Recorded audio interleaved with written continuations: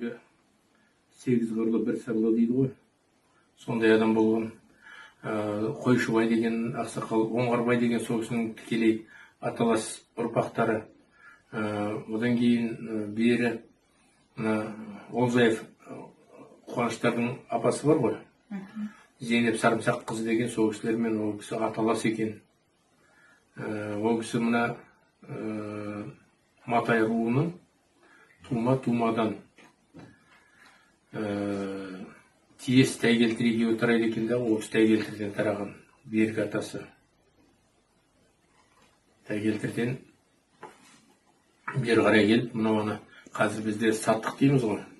Сол Саттық ауылында мекені сол жер болған, тұрғылықты жері. Одан ол жерді ертеректе Делбегетте іске сол болыста Сапақ ауыл деп жазады екен.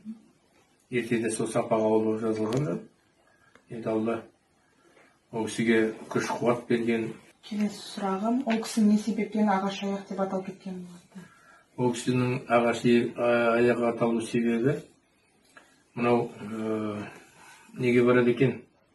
Қарасу бойында жайлау болады екен де, сол жайлауда күзекте отырған бетте бір үйге келіп неге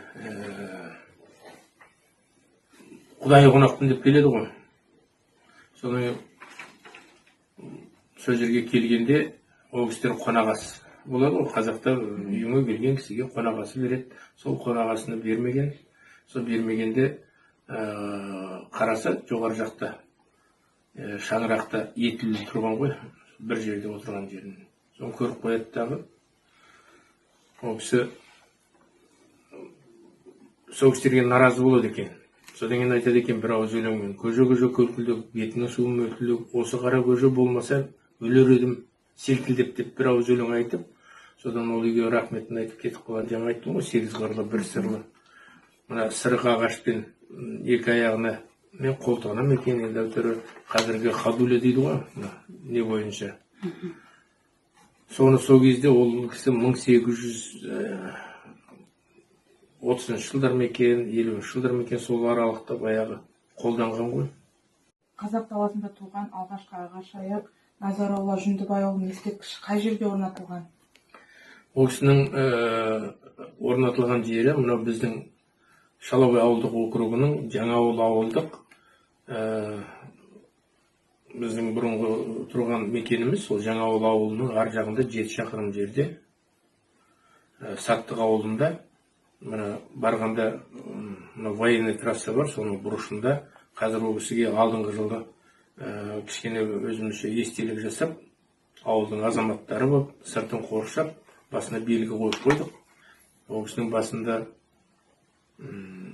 қара тас тұр, жанында оны қойған Қапан Өсерұлы деген атамыз екен. 1955-60 жылдар мекен, сол кездерде қойған екен сол кісінің басына сол белгіні.